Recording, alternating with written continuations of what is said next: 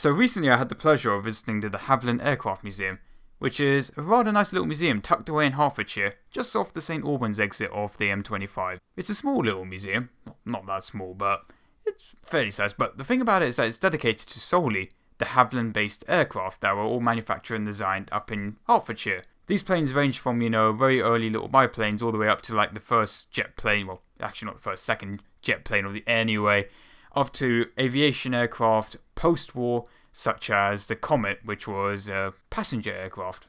Thinking back on the experience, I actually kind of wish I took a bit more video. In fact, I didn't take any video at all. I took a couple of amateur photos here and there. I took my small little cousin, she's around 12, and I took her up there. Don't know what, I do know why. I took her there as an excuse to go and see the planes there. And I thought it would be a nice day out for us, and we'll go back, go cinema or something afterwards. And I thought, I've heard about this museum, let's go see it. So anyway, let me just talk about the experience there. So when you get to the museum, you just walk through you get your tickets. They're fairly cheap. I think it was like £7-8 or something for me. And that's not including the student discount I got on top, and her tickets were very cheap actually. I think half price. Anyway, I don't want to talk about prices. They're subject to change, I suppose. Point is that they're basically cheaper than cinema tickets. They've got a little route set up for you to walk around in a little loop. Rather nice. But the first thing you'll see is the Comets Cockpit. It's just the cockpit of the plane. And while I don't know much about this plane, one thing I did like that I found very interesting is that inside the main cockpit of the actual plane itself, there's 4 seats. And when you compare it to some modern jets of today, which only have 2 seats, I mean, the first 747s had 3 seats, but this plane has 4 seats. Now let me tell you why. 2 seats are dedicated for pilot and co-pilot. The 3rd seat is for the engineer, or flight engineer if you prefer that term. Now the 4th seat was a mystery until I actually spoke to one of the attendants there. Turns out it's actually for a dedicated radio person, which I find interesting because slowly over time, that role has been taken up to the pilots, and the flight engineers now been taken up by advanced electronics and better planes with better computers on board. So now you don't need flight engineers anymore. And the space that they had dedicated at the front for the pilots is very big compared to some of the cockpits of planes you see today. If you just board any old plane, as you're entering through the main door, just have a look to your left and look into the cockpit. It's very cramped in there. But this cockpit was surprisingly spacious. Although every inch of wall was filled with buttons that all did something. I mean, I have a private pilot's license, so I decided to stare at a few of these buttons. I had no clue what any of them did. I can see why I needed a dedicated career path just to figure out what those buttons were. Also, very interesting to see desks in the cockpit, because you had to put bloody charts out to look at these things. You had to properly navigate. You didn't have no fancy GPS in those days. Anyway, so you finish with the Comet Cockpit, and the next step on your tour will be the main hangar. Well, there is technically the foreman's office, but nothing really interesting in there. But it's a nice little showing you kind of what the place actually was like before it was taken over by the museum. It kind of has the feel of the 1940s in it. So you walk up to the main hangar. Now, the main hangar is where all the cool stuff is. There's some more cool stuff as we go along. The main hangar contains 3 mosquitoes, a glider, well, one of those World War II commando gliders, we'll get to that, and a sea venom. Now, the 3 mosquitoes, they're the pride of the show at this museum. In fact, just recently they restored one of their mosquitoes. It was the original prototype museum. I don't know if it's the very prototype, but it was definitely one of the first variant prototypes of the mosquito that there was. They've done actually a beautiful job of redoing it. Very colourful paint job. I don't know if it's historic, but I definitely like whatever it looks like. And this variant of the mosquito... Actually, stop there. Rewind. Mosquitoes! They're all made of wood!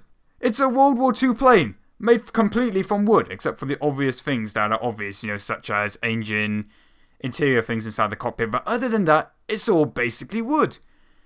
It's just plywood with glue and more plywood and a bit more glue and a bit more plywood, and eventually you got yourself a wing spar. It's bloody brilliant. In fact, the idea behind the mosquitoes are rather interesting. The original de Havilland, I forgot the name of the guy, I probably should remember, but the guy that basically was in charge of the de Havilland Foundation, the company, whatever, he went to the War Ministry with his ideas during the early stages of the war and said, what about this idea for a wooden-based fast plane? It's going to be faster than the enemy's planes and will deliver bombs precisely to where they need to go. The War Ministry laughed at him. They're like, lol, wooden planes, we don't want that. Go away. And normally, most other people would have just dropped the ideas for the mosquito and tried to manufacture something within specifications for the War Ministry. But nope. De Havilland was like, no. This is definitely what they want. So with their own funding, they continued development of the mosquito. Now, further into the war, when things were getting a bit bad, France had been invaded, Dunkirk had happened, the War Ministry was getting a bit more desperate. So when de Havilland came back to the War Ministry again with their ideas, further improved, but basically the same as the original, the War Ministry said, you can do this, we're going to put in the order for some planes, but you cannot use any of the essential components that are used for the war effort, which basically is metals. And he's like, doesn't matter, I'm using wood anyway, except for a little bit of metal. When it comes to the manufacturing of the de Havilland, not only is it using a common material, wood, it is also using the idea of assembling parts in many different places around the country and then assembling them in one place. The idea was to harness the power of all the wood making workshops around the UK. Approximately 400 workshops were enlisted for making Mosquito parts. It was essentially a giant Lego set of a plane. This is very different to the traditional construction methods where they had most of the manufacturing done in a small area in a bunch of different manufacturing facilities close-knit to each other. This way, the facilities are spread out from the UK, so if one facility is damaged, hopefully it wouldn't affect the whole effort of assembling the Mosquito, and it also makes the process just a bit more cheaper and quicker to assemble once it reaches the main facility. The Mosquito was relatively cheap for an aircraft because mostly it was made of wood and not made of expensive metals which had to be imported from other countries. Now, there are 3 variants of the Mosquito at this museum. They have a prototype variant which has no ammunition, no guns, no fancy bombs, no nothing. Purely just a Mosquito. The early versions of the Mosquito were fitted out for reconnaissance. That's what they specialised in initially. Now, later on in the war, they decided to try sticking bombs underneath them. I mean, that was the whole point of the Mosquito, to be a bomb-delivering device. This is when they'd finally worked out a bit more of the logistics of development and it'd been further into the war. So they started out testing out bomb loads from it.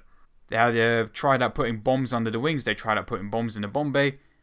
The thing was rated to take up to 2 tons of bombs, which is kind of amazing for a little wooden plane. It's not that little, it has 2 pilots. I mean, a single pilot and a navigator. Navigator would help the pilot get from A to B, and these are generally very long flights, so it was generally handy to have someone next to you to keep you company. I don't think that's what the War Ministry for. This thing was rated to be able to carry the Cookie Bomb, which is a 4,000 pound bomb, which is just under 2 tons. The other variant of the Mosquito that they have at the museum is just one with guns. It's got 4 Vickers machine guns in the nose, and it carries... Now, there was different variants of it. I mean, there was one that had 4 20mm cannons underneath it and 4 Vickers machine guns. Other variants had 4 Vickers machine guns and 1 giant heavy gun in the middle. I think it's 75mm gun. No, not 75mm, something pounder. I should really know the terminology before making a video cover. What you need to know is that it essentially was designed for anti-ships or anti-tank roles, which is rather impressive to stick onto a plane like this, although that gun in general did not have too much success in the war, mostly because it tended to jam after firing a few rounds. During a dive attack, generally a lot of wind entered through that main gun and kind of caused it to jam during cycling process. So if you fired a bullet, as the shell is being cycled out of the chamber and a new one's being brought in, it will tend to jam because of the wind. Not quite sure on the details of that, but that's pretty much the story. So it didn't have too much success. So they experimented, instead of sticking with that giant gun, they tried rockets instead, and the rockets had much more success because they had a much higher, actually, when you pull the trigger for the rocket went somewhere and it exploded. It was much more reliable than also trying to get gun on target to fire a massive anti-tank gun at something. The Mosquito was also a change of pace when it came to warfare, when it came to tactical bombing. Because generally before, the best that the UK could do was send a massive squadron of Lancasters, Halifaxes, Stirlings, whatever the biggest bombers they had around, Wellingtons as well. They would send them at high altitude and saturate bomb an area and hope they actually hit what they wanted to hit. With the introduction of the Mosquito, it was a very effective dive bomber, which could deliver ordnance to a very small area, for example a factory, a railway station, a building, that they exactly knew where it was and what they wanted to hit. And that's what the Mosquito excelled at. It didn't have any defensive armament because it didn't need defensive armament the way it was designed. It was meant to be able to outrun enemy planes. And it was the fastest thing out there at the time when it came out, and continued to excel throughout the war. I mean, there's stories about bombing raids that took place at such low altitude they had to fly below 50 feet to avoid radar. And there's stories of pilots that are coming back to the UK with brambles in their plane, telephone wires caught in them, just, markings that there were in France and Germany. Because they're flying so low, you're getting this stuff all over your plane. Anyway, the Mosquitoes take up the main bulk of the hangar, but if you're looking into the hangar from outside, there's only one side that can open up its main doors. If you look to your right, you can see a glider there, and gliders are pretty cool, in my opinion at least. All wooden construction, like even more wooden than the Mosquito, I guess percentage-wise, because it doesn't have engines. Essentially the idea was, instead of parachuting men in, You stick all the men together in a single plane, you give them equipment, ammunition, food, etc. Even bicycles. Bicycles were in these gliders as well. It's a cheap, easy method of transportation once you get to the other side. And they will drag these things behind another plane. And they will just drop them behind enemy lines. They were very good for disrupting, just kind of like the paratroopers from America. I think the British did have paratroopers as well, but they did prefer gliders.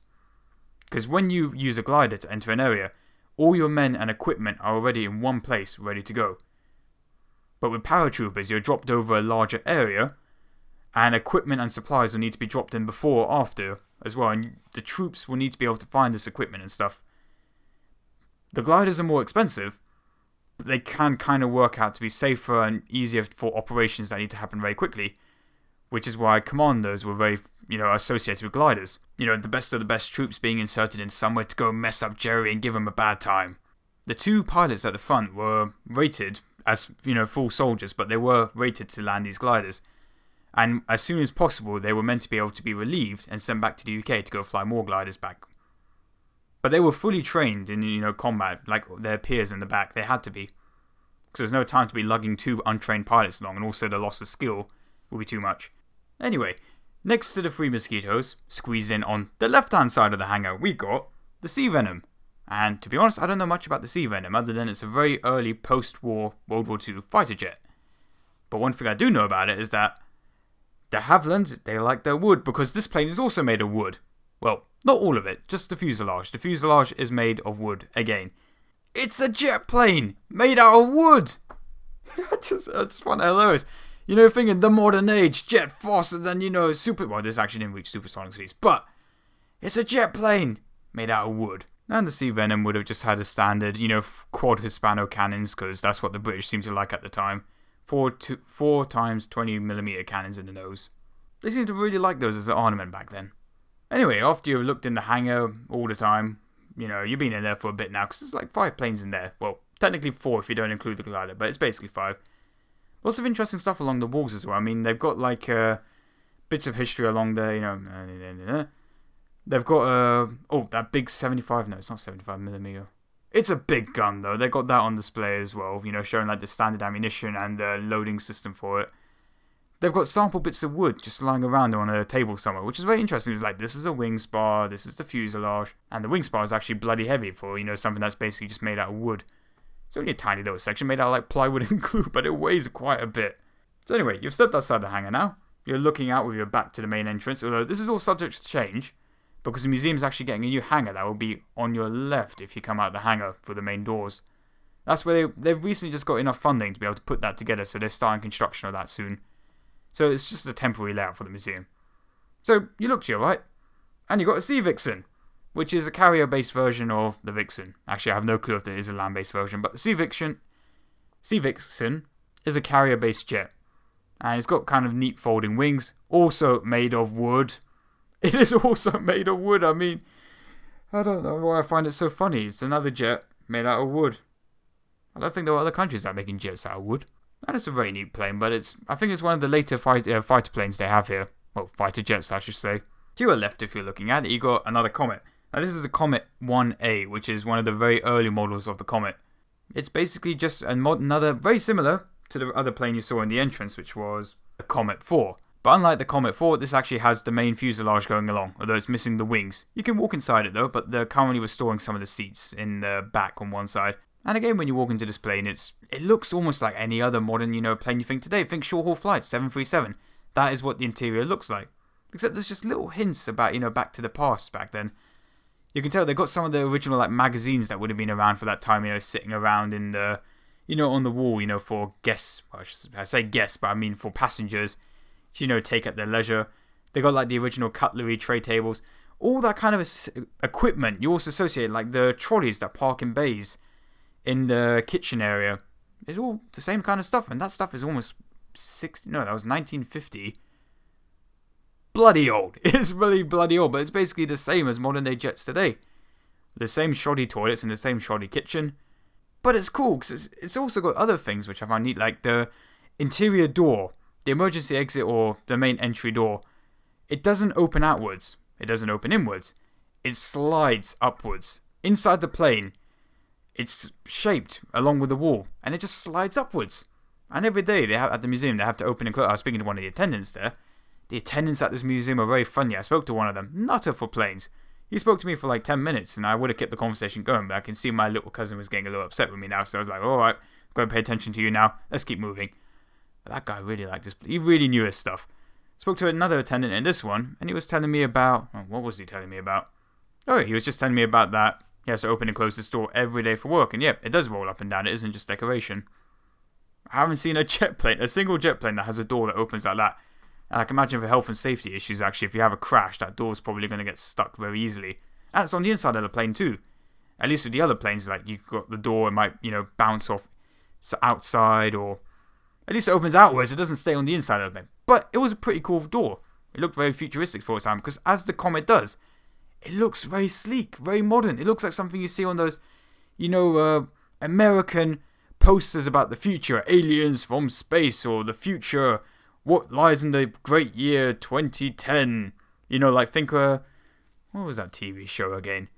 The Jetsons, yeah, think of that kind of stuff. It looks very futuristic with the engines on the inside of the wing, very close to the body, very slender, compared to kind of the uglyish look of, some plane enthusiasts will probably hate me for this, but having the engine underneath the wing doesn't really look as badass as it does having it inside it. Anyway, you've exited that plane now, you're going along the next bit of your tour. You've got the temporary small little hangar. It's essentially one of those, think of a wedding tent. It's a very temporary setup. But they've done set up the inside very nicely. They've got decoration all along the walls, more of the history stuff if you want to read it, but you don't have to. Inside that thing, they've got a few planes. These are not as, only one of the planes is super fancy to me, which is the Vampire, which is another World War II jet. Now, this isn't the first World War II jet. This is actually the second one that was made in the UK. The first one was the Meteor with, twin engines underneath the wings. Here's a picture of it. But the Vampire was also made of wood. Another jet made of wood. The Havilland guys really like their wood. Another jet plane made of wood, but it was like the first UK jet to exceed 500 miles per hour, which was very fancy back at its time.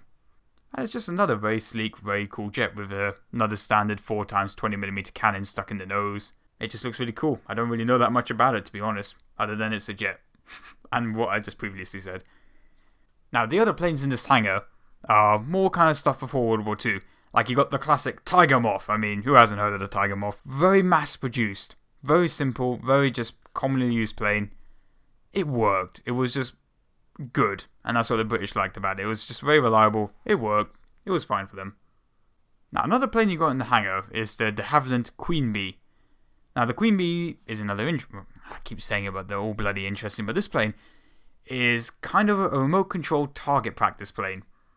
Now, it's got two cockpits, one in the front, one in the back, but the one in the back basically remains closed all the time. It had a small generator and it had servos, a radio, for allowing the plane to be remote controlled, rudimentarily. The front cockpit was used to let a pilot fly the plane to an airbase, and then from there, it would either be taken, onto a boat, I say boat, the ship, and they would launch it from a ship and use remote control and use this plane to practice, for target practice. That's what this plane was used for. This is a remote control plane. It was made mostly of wood, unlike the Tiger Moth. That was a bit more metal involved. This was made more from wood. It was just meant to be a small little plane to practice radio-controlled guns, big guns on boats, anti-aircraft guns. That's what this plane was used for. Actually, how would you hit this thing with a main gun of a boat? I do not know, but that's what I read on a little plaque. But I can imagine this was just used for target practice. That's the sole purpose of it. Now, tucked away in the corner, we got this little funky plane, which was the Autogyro. I'm going to butcher this, but Sierra, I'm not sure. But the Sierra C24. And this is an auto glider. Now, it looks like a helicopter, but it isn't a helicopter. It still flies with the main engine at the front. It actually has a clutch system to engage the blades above it. So during takeoff, they will pre-warm up those blades. They'll engage the clutch. They'll use the main engine from the little propeller at the front to power up the rotors on top just to get them spinning. And it will disengage with that before taking off. That auto glider, as it's going along, it just spins freely in the wind, but as it's spinning along, it's generating extra lift, which allows for it to have stubby and short wings. The intention of this plane was to have a small little plane that could take off from shorter airfields. Unfortunately, it didn't go the way they actually wanted it to. It turned out this plane compared to other planes equivalent of it at its time, without the helicopter bit and, longer wingspans.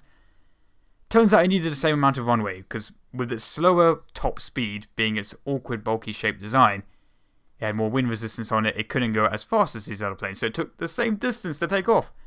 So it turned out there's no real purpose to having that auto-gyrating bit on top. Just added a bit more complicated mechanized parts to the system, so it wasn't really mass-produced. Now, I don't know too much about this plane as well, but also in this hangar is the Chipmunk, which I rather like what they've done to the side. The kind of the bodywork, there's, what do I call it, sprays, the paintwork on the side is beautiful, I like it. This is a two-seater trainer plane. That's pretty much all I know about it. 1946, nothing special about it, but it was meant to be the spiritual successor to the Tiger Moth. Now, as you walk out of this hangar, you can see next to you the Havilland 121 Trident, and it's basically another, passenger jet. And they got the fuselage there, complete with cockpit. You can walk up inside there, have a look about. Kind of the same deal as the Comet on the interior-wise, in my opinion. Nothing too special about it in my eyes, anyway. Alright, next, you're going to walk out. And there's kind of like, they've got the planes kind of on the grass at the moment. Now, these things range from the Havilland 146 Airliner. They had the doors closed for that, so I couldn't go into that to have a look around. They've got Heron, which is a 4-engine passenger plane. They've got the back open for that, so you can have a little peek inside. Just a passenger transport plane after the war. Next to the Heron, there's the Havilland 125, which is a small twin-engine jet plane, just meant for leisure travel. It's got 8 seats squeezed in there for the passengers, and 2 for the pilots up front. It was meant to be luxury transport, because there's 8 of you back there in a jet plane, it's well fancy, but it was very, very cramped in there. The seats are very cramped. Same story for the Heron as well. Health and safety wise in evacuation, it's going to be difficult to move around with a lot of people in there, but this was luxury though. The seats were nice and big, you got lots of legroom. It was fancy. Now, tucked all the way down the back, you got the Vampire T2. I didn't know too much about this, because sadly that day they actually had it covered up with a giant red cover. And I couldn't see the design that gave information about it. But I can imagine it's the same as the other obviously it's a different variant. But you've already seen a Vampire up in one of the hangars earlier. So I thought that was pretty neat. And we pretty much are near the end of our journey, because you walk back up the grass, past the club room, past the Havilland Exhibition, which is just showing the history in a nice little thing around the wall of the building on the interior. It shows the very beginning of the Havilland in posters as it goes along. Very nice, easy to clean to read. Kind of interesting as well. It shows it all the way up to basically the rocket age and just a little bit after as well. About the Havilland's growth and kind of when it basically stopped being the Havilland. In the restoration hangar, they've got the Dragon Rapide there. And you can walk inside the hangar. Not too far in. They've got a glass thing that's don't go beyond this. Well, you can't. There's glass there. But you can see them actually, at the moment, restoring the plane. It's an all-wooden construction plane. It was just meant to be a small passenger plane to carry 8 people. This is before World War II. Twin engines. Nothing too special, but it's pretty cool. In fact, without further saying, there's only one more plane on the list here. And it's actually, you could have seen it on the way in if you want. It's kind of just situated outside the car park, which is the Havilland Dove 8, which is another. It's got a funny shaped cockpit at the front, because it's kind of reminds me of the 747 in design, where it's got the big bulge at the front, and then the fuselage is a bit smaller behind it. Just another very small passenger plane with engines. But what I was trying to say about this is that, for example, back in the main hangar, you can see they were restoring the Sea Venom. There was an engineer working on it. I don't know what he was doing, but he was working inside the cockpit, doing something with the dials. And it's not decoration. These are proper engineers walking around. There was somebody working on the Sea Vixen outside. I don't know what he was doing either, but he had the nose open and was working on the radar thing that was in the nose.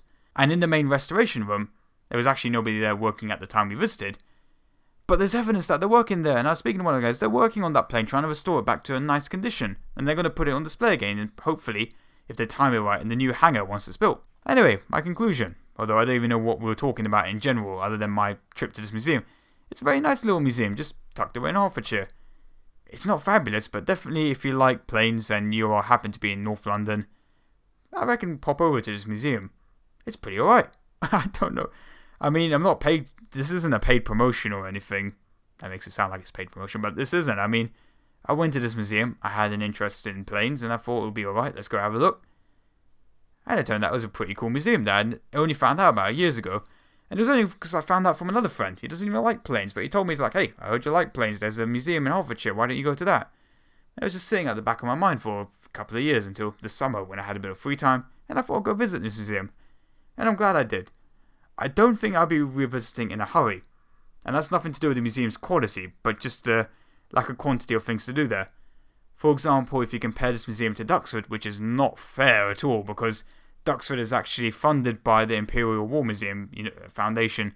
It is a hell of a lot bigger, and that was actually an active air base, which has multiple hangars there, including the original operations rooms, and also they've got tanks shoved in one wing as well. I mean, I can probably go to Duxford a few more times in my life, but this Hertfordshire Museum, I'm going to put it on the bench for a bit. I don't even know why I actually talked about this, because now I feel like I'm putting negative points on. No, that is not it. You can definitely visit this museum, and you can definitely like it. I hope I've done my best to explain how much I kind of like this museum. It was a very nice place, and all the people there care about it though. I spoke to, I think, 3 different people there, and all of them, these are just attendants, and all of them were very interested, very talkative, and very helpful to me. And even on the way out, I was just speaking to the guy that sold me the tickets about how much of a nice time I had there, and he was rather happy as well. Well, that was probably his job, but it's not their job to be super happy. I had a nice casual conversation with him for a bit. It was very nice. Conclusion on the conclusion. It's a nice place. I liked it. Thumbs up. If I have made any mistakes though, please tell me in the comment section below. I'd be happy to read about where I fucked up. I probably have once or twice in this video already. But please tell me. I always read the comment section. It's always very interesting to hear your opinions and thoughts. Anyway, thanks for watching. Like, comment and subscribe, or I'll break your f***ing legs.